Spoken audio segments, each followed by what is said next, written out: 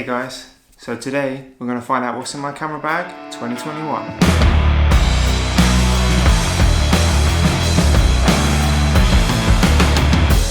Okay, so,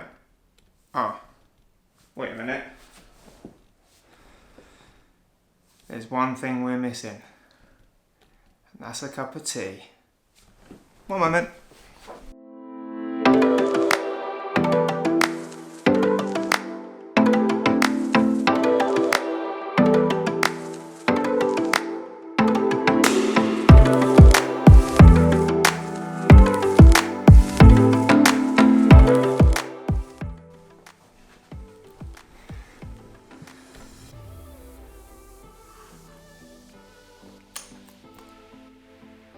Just how I like it. Okay, so let's get on with it. What is in my camera bag? So we'll start with the camera that I'm using. I can't show you it in my hands because I'm filming with it right now, but I will put a small video here with my shot from my phone just so you can see what it looks like. But it's the Sony a7 III. The lens that I'm using for it, again, will be here somewhere, is the 50mm 1.8 Sony lens. It is the only lens I have for it at the minute, sadly, but got to start somewhere, and that's a wicked lens as a prime lens, but equally it was cheap and produces some insanely good photos with it, which all the photos you would have seen on my Instagram, they have been taken using this camera and this lens. But the bag itself, here it is. It's by a brand called K&F Concept, which, funny enough, I use their filters as well. But the bag itself, I think retails, or I got it from Amazon for about 50 or 60 pounds, but I'll put the link in the description. It's a great little bag. So on the side here, you've got a little pouch that will take a tripod foot. And the tripod goes in here, so you can hold a tripod. Unfortunately, my tripod's broken at the moment, so I need to get a new one. Otherwise, that would be here. And then also, when this is folded out, you've got a little pouch here. It says to put spare SD cards in, but I store my AirPods in there. So for when I'm traveling or on the train or whatever, I've got source of music. On the front, got a little side pouch, which I store grey, black and white cards to help me with my white balance. And then on the front pouch here, which I'll open up, I've got two slots, but I keep my laptop in there for all my editing purposes. Keeps it nice and protected, it's all padded as well. Plus, it's easily accessible. Then on the inside, it's access from the back, so no camera gear can get nicked. You have, I'll show you it like this, I hope it doesn't fall out. Obviously it's a little bit empty because I'm using certain parts to film this. But I usually have two little tripods. One's the Adobe 3K, which is what it's sat on now. And then I've got a little Manfrotto mini tripod, which is great to just screw the camera on, plop it on the side, job done. And that just sits nicely in there. Next up, we've got the lens blower, which is great to get any little dust particles off your lens. Always handy to have one of these. I recommend this because it gets you out of trouble. Next up, portable charger. I must have these days as the phones don't last, well, they struggle to last all day, that I find anyway, so always have a portable charger. This is an Energizer one. Does about 4 full charges, I think, so it's pretty powerful and you can charge up to 3 devices at the same time, so that's a winner. It comes with the charger cable, part of it. Then I have 2 portable storage, what do you call them? They're My Passport for Mac by WD. Got one 1TB and a 2TB one.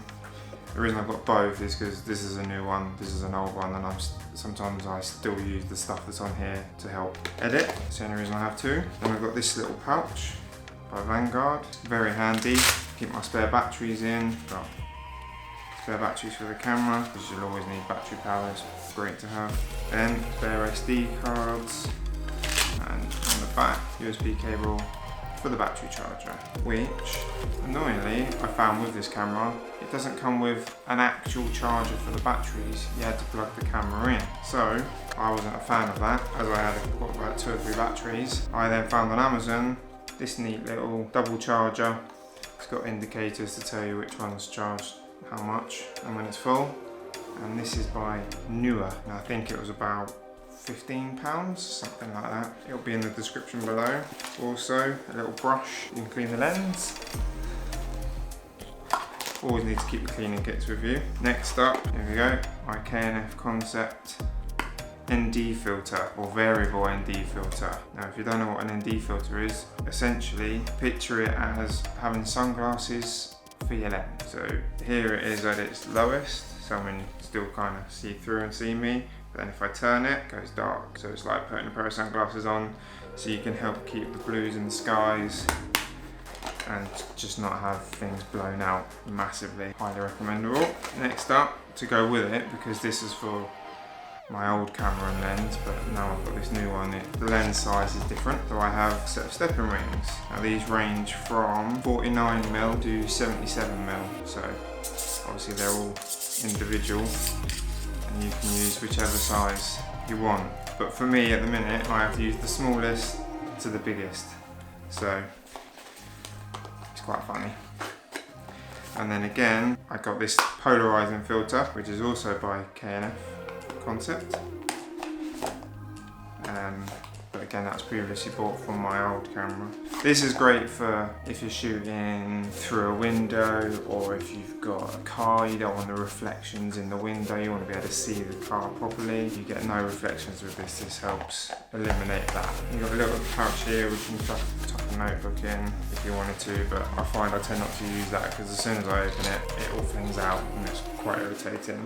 Then underneath you've got this zipped pouch, cable for my phone. This is probably one of the most important accessories you will need for a MacBook Pro or a MacBook Air, purely because the new ones are USB-C only. This has 7-in-1 I think, so you've got HDMI, this bit's a bit broken but it works. The HDMI port, two USB-C so you can still charge and use USB-C if you need to. You've also got 2 USB and 2 SD slots, big and small. So perfect for what I need. Pen, because you might need to jot stuff down. Another spare USB cable, 20p, just because sometimes it's handy to tighten up the nuts.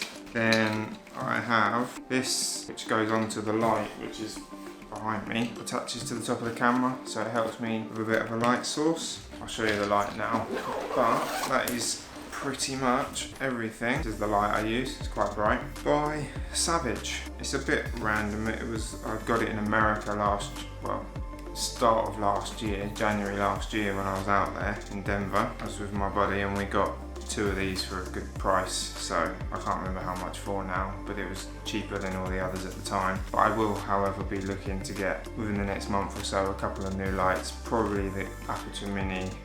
Oh, and the last thing, microphone. So I use the Rode Video Mic Mini, I think it's called, which is a tiny little mic. Again, I'll show you a picture here. Literally a run and gun mic, doesn't need any battery, you just plug it straight into the camera. I mean, the audio is a bit echoey in this room because I'm in the lounge. There's not really much in here to dampen the sound. It's quite a blank canvas in here. That's essentially all my camera gear. It goes in here, and everything that I've shown you is with me, I'm going to say 99.9% of the time. The only reason I wouldn't necessarily have my laptop, I was only going around the corner to take some photos or do some videos for myself. But otherwise my laptop comes with me. It's great you can check the footage and pictures while you're on the go.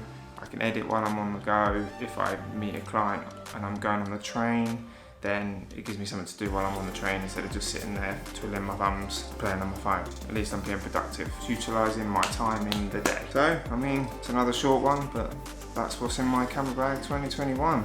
So, if you like this video, give it a thumbs up.